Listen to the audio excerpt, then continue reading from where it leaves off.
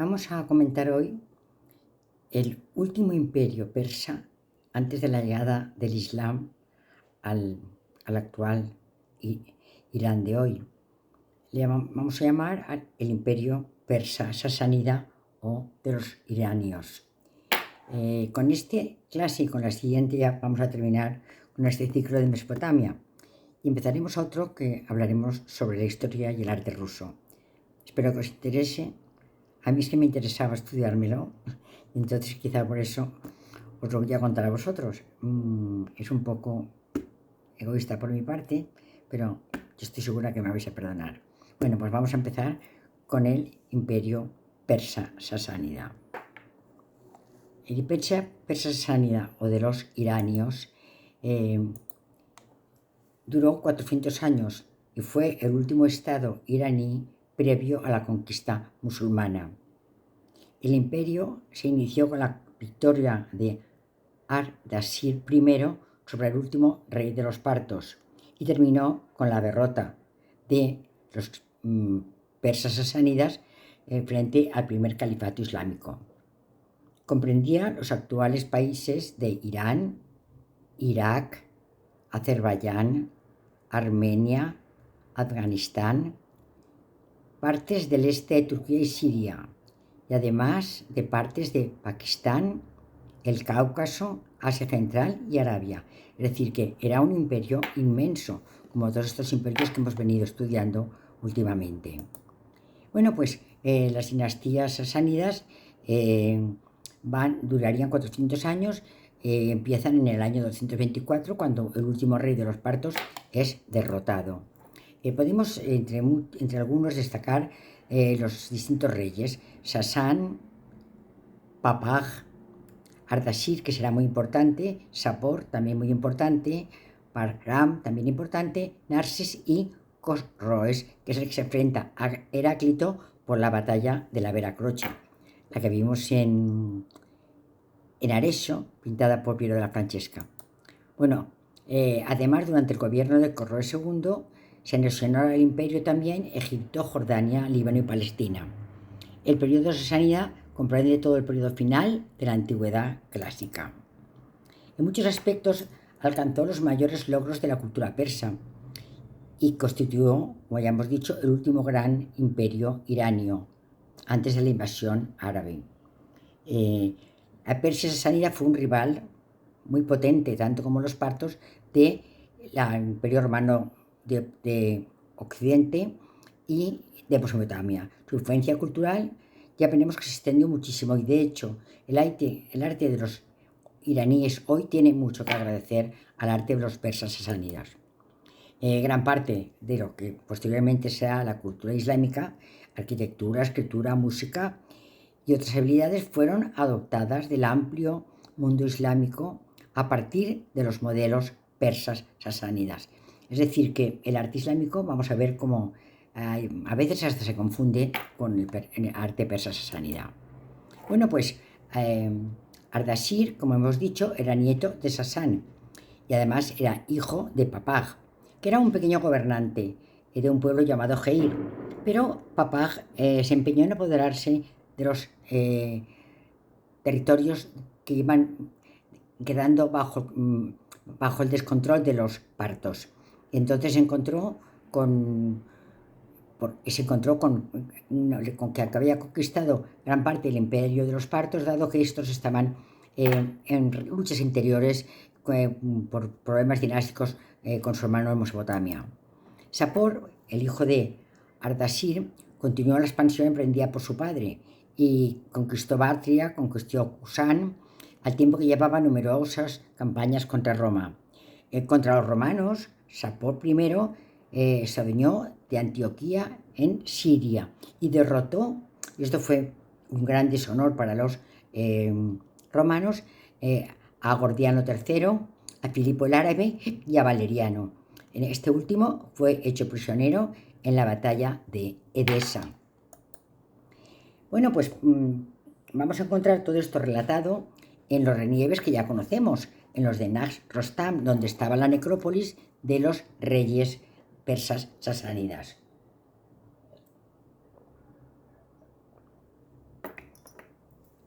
lo que llevaron los persas, perdón, donde estaba la necrópolis de los persas aqueménidas.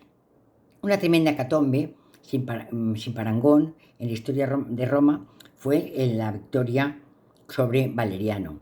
Sapor celebró esta victoria encargando la talla, descripciones y relieves debajo de los antiguos necrópolis, como decíamos, de los persas aqueménidas, ya que ellos tenían una gran proximidad a la ciudad de Persépolis y a la cultura de los persas aqueménidas.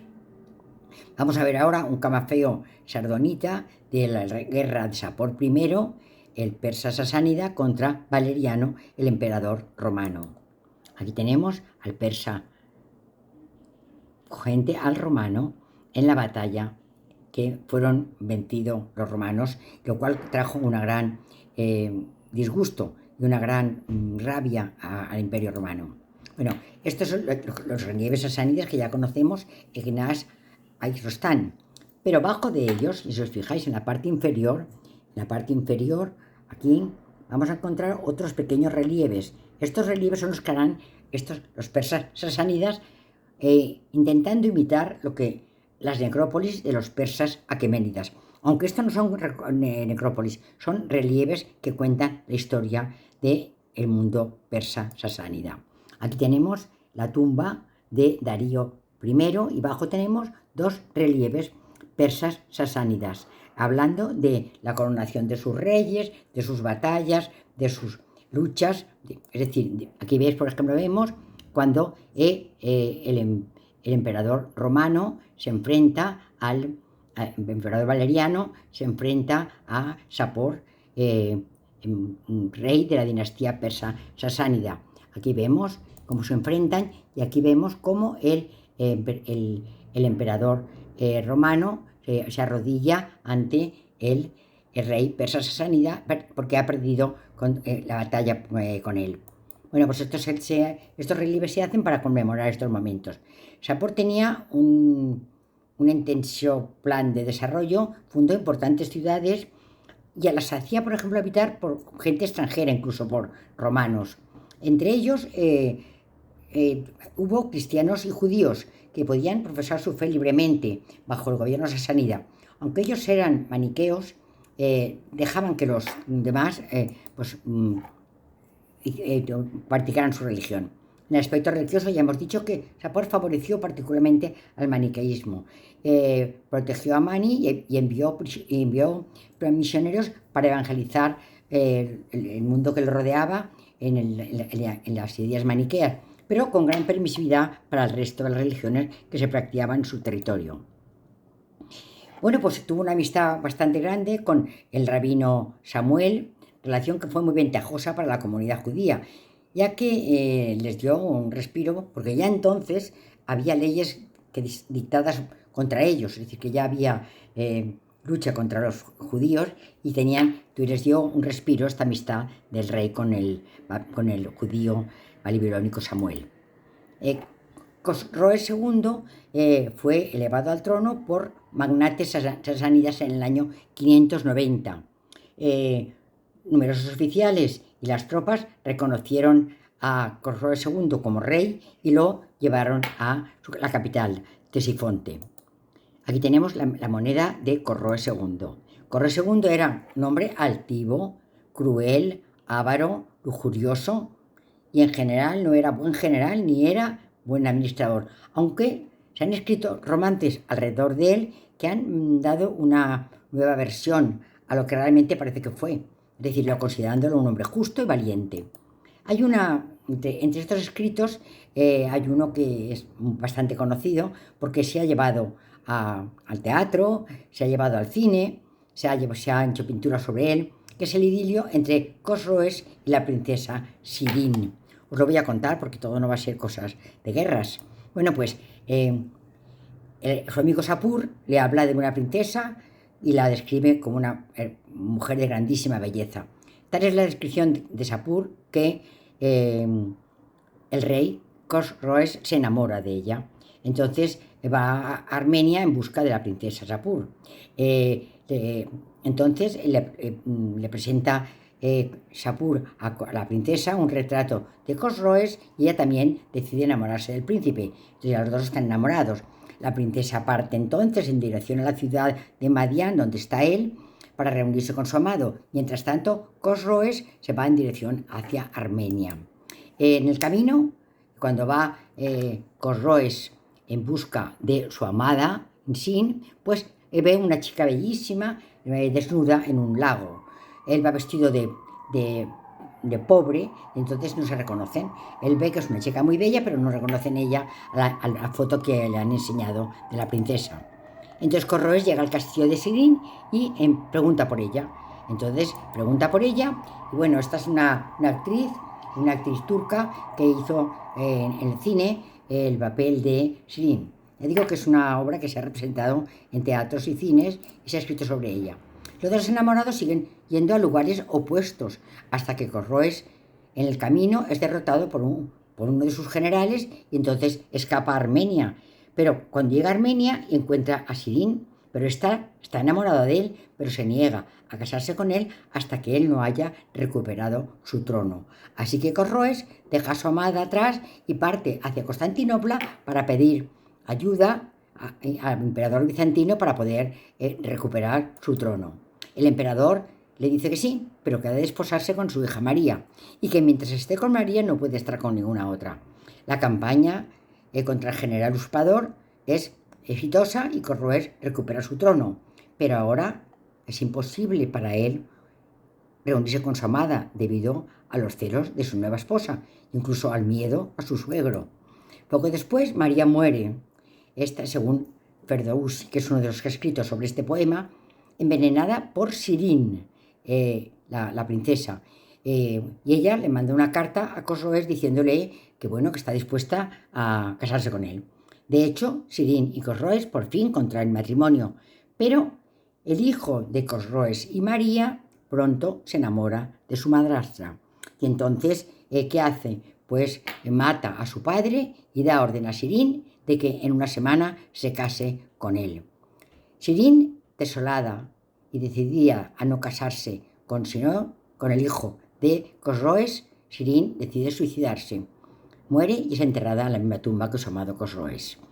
Tanto el romance de Cosroes y Sirin como la historia de la Vera Croce o como la leyenda dorada de Jacobo de la Vorágine han sido temas iconográficos, ya hemos dicho, de pinturas, esculturas, películas, dramas literarios durante bastantes siglos.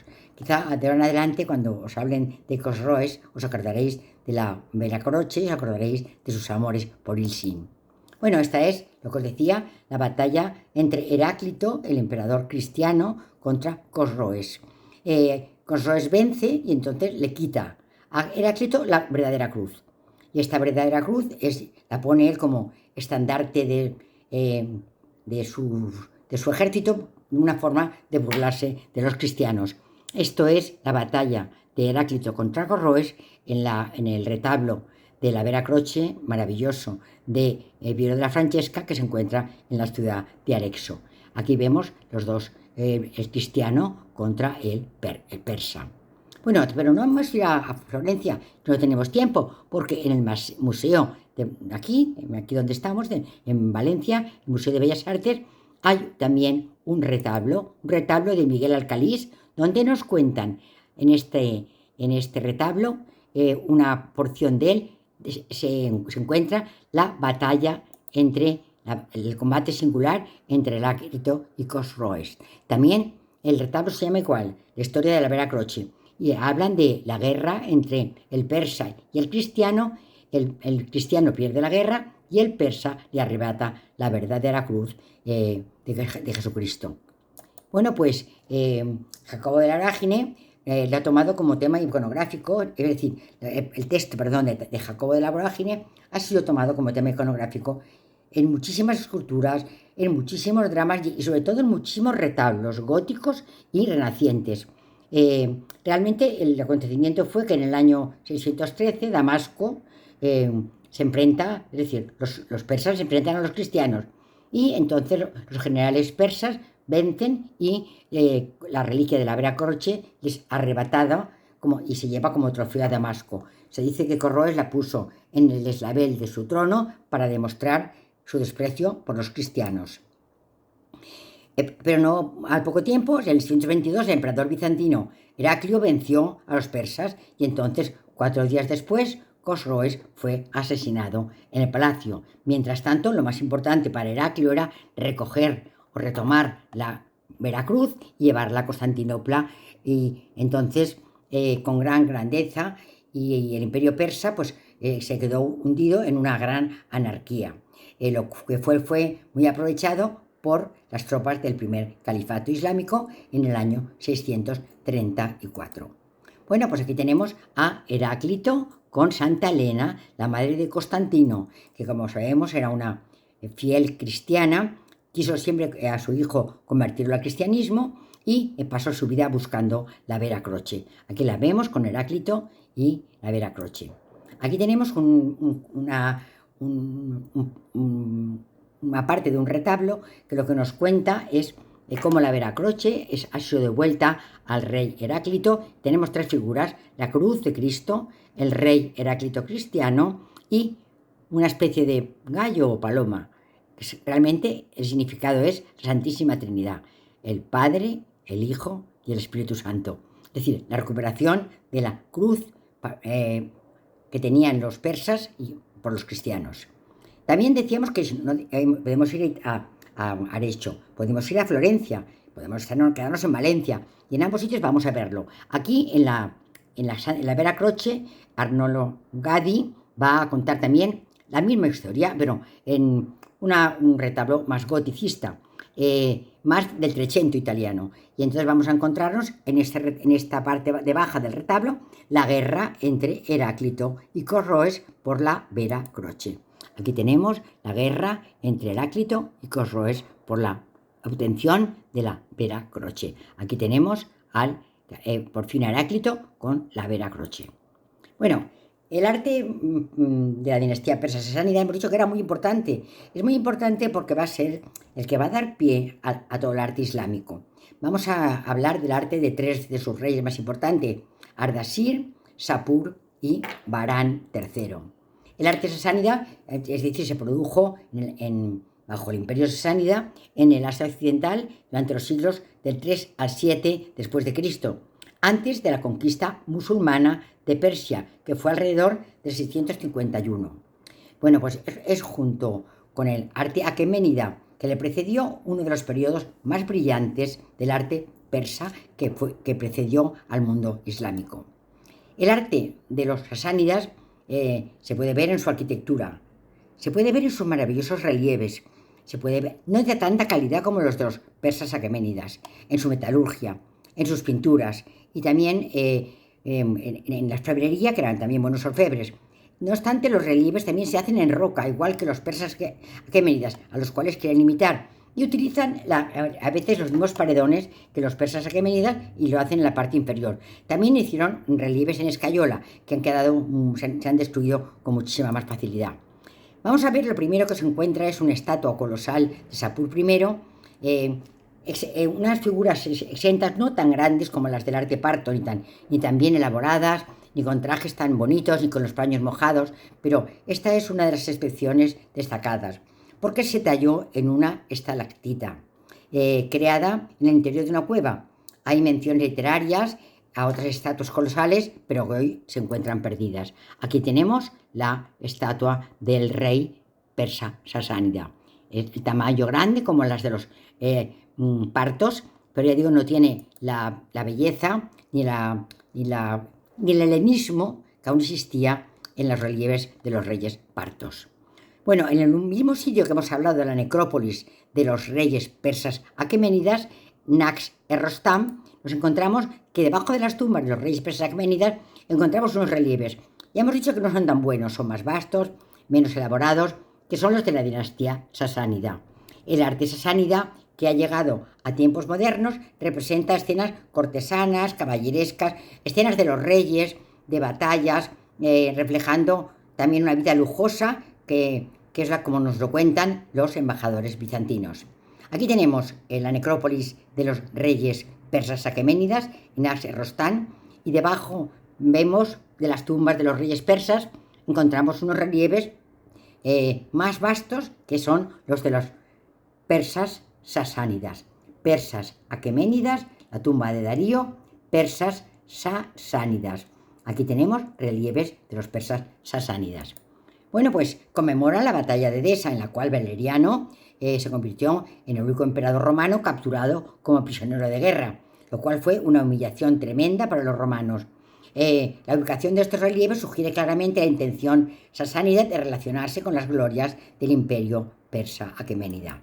Aquí tenemos uno de los relieves, que es el triunfo de Sapur sobre Valeriano y Filipo el Árabe. Aquí vemos como el persa vence el persa vence al romano.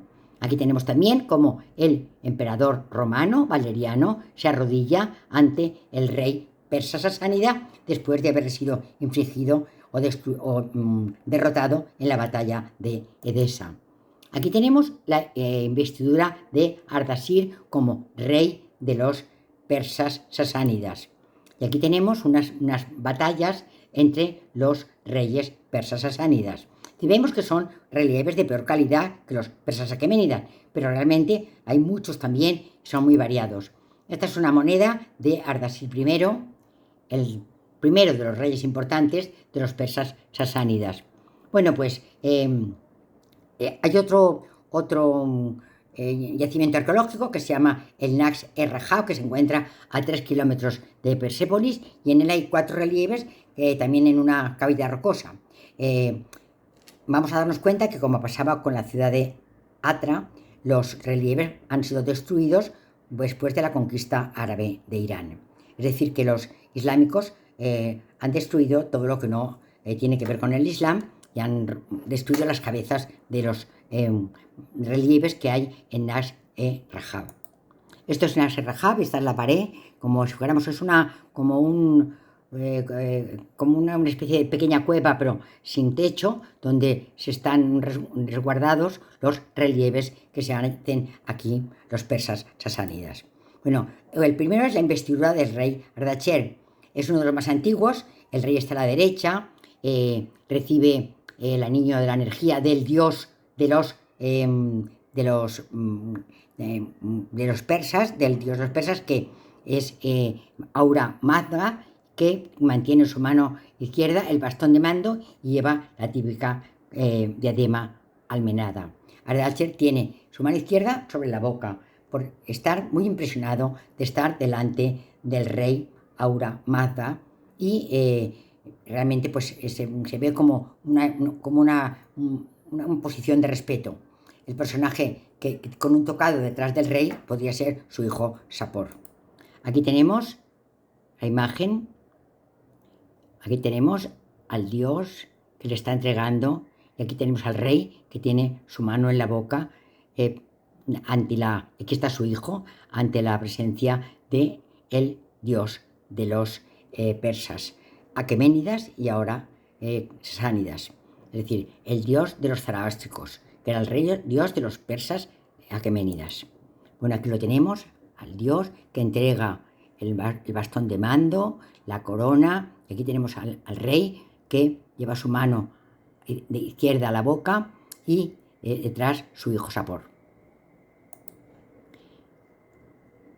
La investidura de Ardashir I. Bueno, ahora vamos a ver en otra roca, en el primer relieve a la izquierda, en la parte norte, está Sapor en su corcel. También su cabeza ha sido martilleada, y hay otros personajes con él, algunos de ellos reconocidos, que son sus hijos, y otros que no son reconocidos. El primero que le sigue es su heredero Hormuz. Aquí tenemos al dios que ves, la cabeza ha sido destrozada, el dios Sapur. Detrás tenemos al primero de ellos, que es su hijo Hormuz, y detrás de ellos sus hermanos. Detrás también hay unos personajes que también han sido destruidas su cabeza. Es decir, que esto fue, incluso la del caballo ha sido martilleada. Realmente pues es una redacción fundamentalista del mundo islámico. Este bajorrelieve, pues fecha el que vamos a ver, el reinado de Sapor, quizás se hizo antes de la batalla que obtuvo la victoria sobre Filipo el Grande.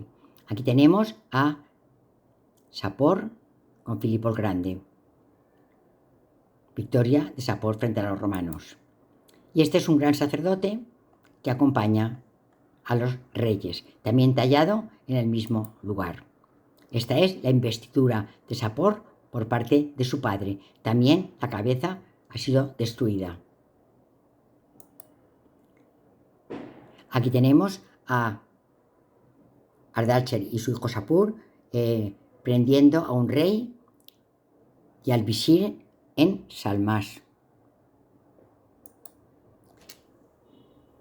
Describe el autor que nos cuenta estos relieves: Ardashir colocó su corona en la cabeza de Sapur y Ardashir se retiró para servir a Dios y vivió un año más. Es decir, que Ardashir no esperó a morir. Antes de morir le pasó el trono a su hijo. Según el códice de Maní de Colonia, Ardashir subyugó la ciudad de Atra y Sapor, su hijo, le acompañó y colocó sobre su cabeza la gran diadema real. Es decir, lo cual indica que hay un año de sinarquía entre Ardashir y su hijo Sapur. Esta es la coronación de Sapur, que ya hemos visto. Bueno, al recibir la corona, Sapur reunió a todos los notables del reino. ¿Y qué hizo? Hizo unas grandes preces para la larga vida de su padre, ensalzó sus virtudes y además de esto, lo que hizo fue que prometió largueza de ánimo, buen comportamiento y dio órdenes de que del tesoro real se distribuyesen entre las clases civiles y militares un dinero para que se compartieran los bienes del reino con nobles, con tropas y con indigentes. También ordenó que se hiciese lo propio a los gobernadores de las provincias más alejadas. Aquí tenemos el drama de Sapor acuñado sobre el año 240-244. Estas es las guerras de Varán III. Y aquí tenemos detalles también de la guerra de Varán III. Bueno, esta es la investidura de Naser, otro de los reyes de los persas sasánidas. Y aquí tenemos la batalla de Hormizd. Es decir, que vemos que hacen muchísimos grabados, no de la calidad de los persas aqueménidas, pero también en mayor número. Hay otro lugar también que se llama el Tag y Bostán, donde también aparece otro importante lugar donde está el rey Cosroes II sobre su caballo favorito, que tanto como él ha sido celebrado por la literatura posterior. Aquí tenemos al rey Cosroes sobre su caballo. Así lo vamos a ver mejor. El rey Cosroes sobre su caballo favorito. Bueno, y esto es un relieve que nos cuenta la caza del oso, que lo practican los reyes. Se ve como los osos van por ahí caminando y ellos van matándolos con sus flechas. En Firuzaba hay también un grupo de relieves sasánidas, incluyendo una batalla que ahora está muy desgastada. Pero vemos, por ejemplo, uno muy bello porque el rey ofrece una flor a su esposa. Aquí tenemos el relieve en el cual el rey ofrece... No, este no es el del rey. Este es el encuentro de dos reyes y este es el que el rey ofrece una flor a su esposa. Bueno, los reyes sasánidas se concentran en el lugar donde han sido originarios los persas sasánidas. Es decir, que ocupan no todo el imperio persa, ni muchísimo menos. Ocupan un trozo alrededor de la ciudad de Persépolis y realmente ocupan el lugar donde ellos han vivido. Bueno, hay unos bajorrelieves también en Cotán, por donde discurre el río Sapur. Relata los hechos heroicos de algunos reyes sasánidas. Por ejemplo, este relieve que relata pues las victorias de los reyes persas sasánidas.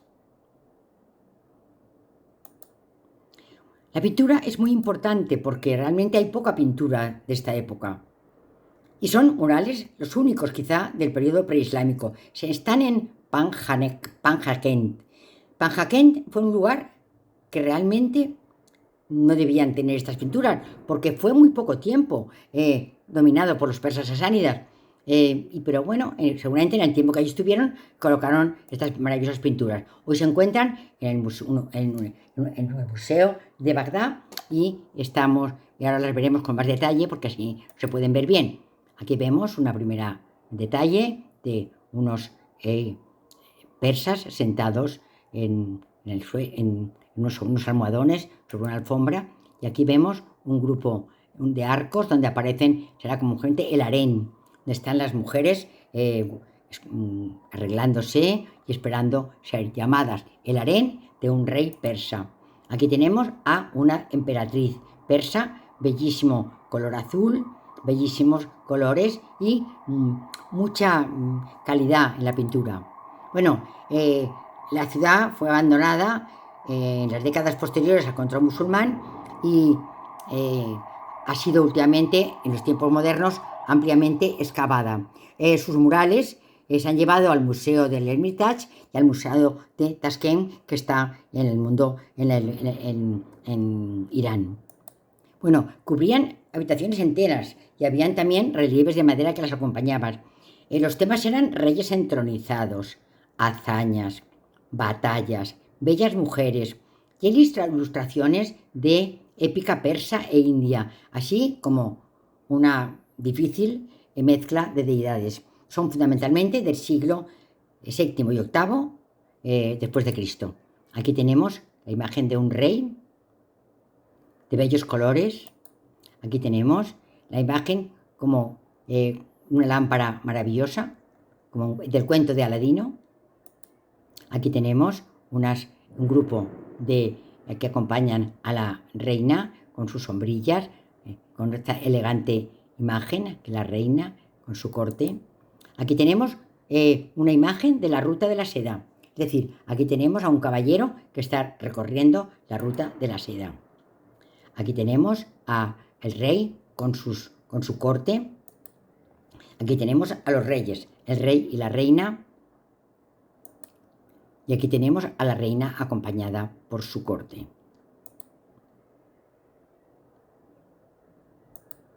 Bueno, la arquitectura persa sasánida va a ser también un anticipo clarísimo de la arquitectura islámica. Vamos a ver el palacio de Ardashir, que es una fortaleza hoy totalmente en ruinas. Fue construido en el año 224 después de Cristo por este rey. El palacio tiene un ibán. Un ibán va a ser un arco, como una bóveda apuntada, que realmente es muy prototípica del arte persa sasánida y luego del arte islámica. Es la entrada de los palacios, y en ella es una especie de bóveda de cañón que da unas salas abovedadas. Aquí tenemos el ibán del palacio, que da entrada al palacio y a salas abovedadas. Realmente esto es lo que queda. Aquí habían unos bellísimos jardines, como los que hizo, por ejemplo, a ver si me acuerdo, Ciro II, en su palacio en Pasagarda, y bueno, este era el palacio de Ardeshir. Primero, esta era la entrada con el gran ibán, que es, como hemos dicho, una bóveda de cañón alargada que da entrada al palacio. Bueno, es muy interesante el diseño arquitectónico de este palacio porque no es parto y incluso hay pocos sasánidas como él. Es quizás el único. Y este palacio fue, ya hemos dicho, construido delante de un estanque muy pintoresco, en el cual quizás estaba dedicado a la diosa Anaíta, la diosa persa del agua y del crecimiento. Esta es la reposición de cómo sería este palacio con 3 grandes bóvedas. Aquí vemos una de las bóvedas. Y una cosa muy, muy importante de este palacio, que ha dado mucho que hablar, es la aparición de las pechinas. Porque estas pechinas quizás son las primeras que encontramos en el arte. Y entonces es el palacio con cúpula sobre trompas pechinas aún de pie. Y esa técnica, que es la que permite pasar de un espacio cuadrado a un espacio circular, que es la cúpula, que es la que encontramos en todas nuestras catedrales. Las paredes están construidas con mortero de yeso, a veces enfoscado y con yesería en el interior. El edificio tiene 3 cúpulas. Por el diseño arquitectónico parece un palacio que el palacio tenía una función social donde se reunían invitados presentados al trono imperial. Aquí tenemos el Iván con la bóveda de cañón, otra imagen del Iván. Esto es lo que queda del lago que precedía al palacio. Esto es un grabado del palacio. Se cree que el manantial regaba un jardín, de la misma manera, como hemos dicho antes, que hizo Ciro II en Pasagarda. El estanque estaba embalsado por los lados y rodeado de pavimento para que los invitados pudieran disfrutar de él por las noches. Esto es otro grabado del palacio con su Iván.